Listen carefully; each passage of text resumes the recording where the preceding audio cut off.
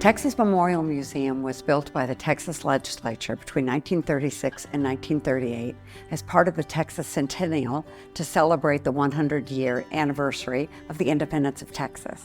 This past year, working with the university and the college and with the state, we received support for us to do some much-needed renovations on this building. Most importantly, we've been able to really take a step back and say, who is this museum? What is the re-envisioning of what this museum could be?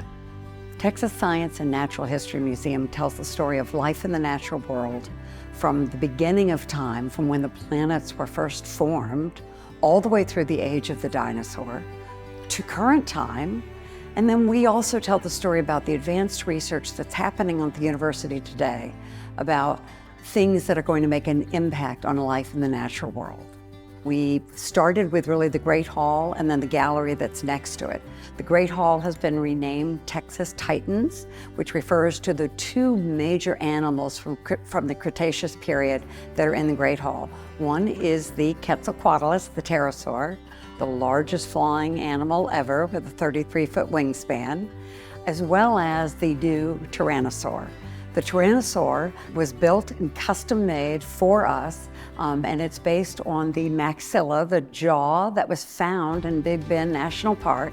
And then the company we worked with sized the skull to fit the jaw and the body to fit it.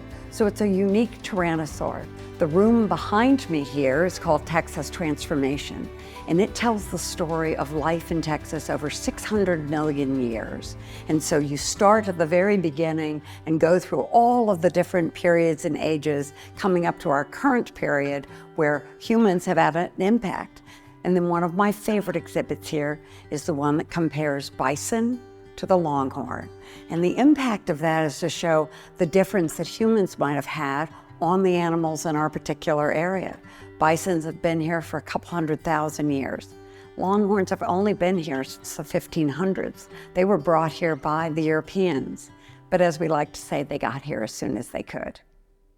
We want to remind visitors that we all together on this planet, we're all part of the natural world, and we have a role, and what we do affects the world. What better way then is to have that unifying theme of looking at life here on Earth. So no matter really what floor you want to start in, coming in here and seeing what's on exhibit is a way to, you can make a decision. No, I want to go all the way up to the fourth to see what's currently being done in terms of the research here at the university that makes the Earth a better place for living things.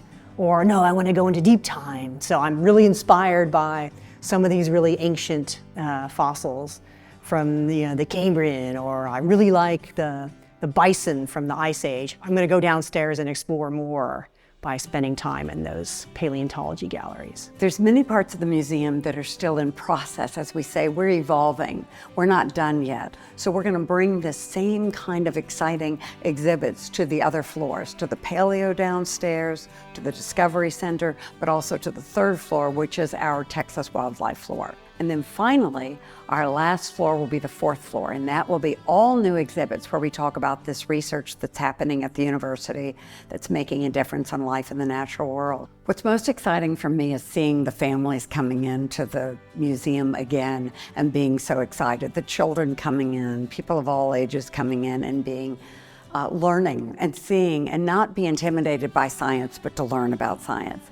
I want this to be a place that people feel welcomed, that they go and they can come back again, that they become members of the museum to help us to support and sustain this building. It's a unique and beautiful building, and we're so excited to really have it open again for our community.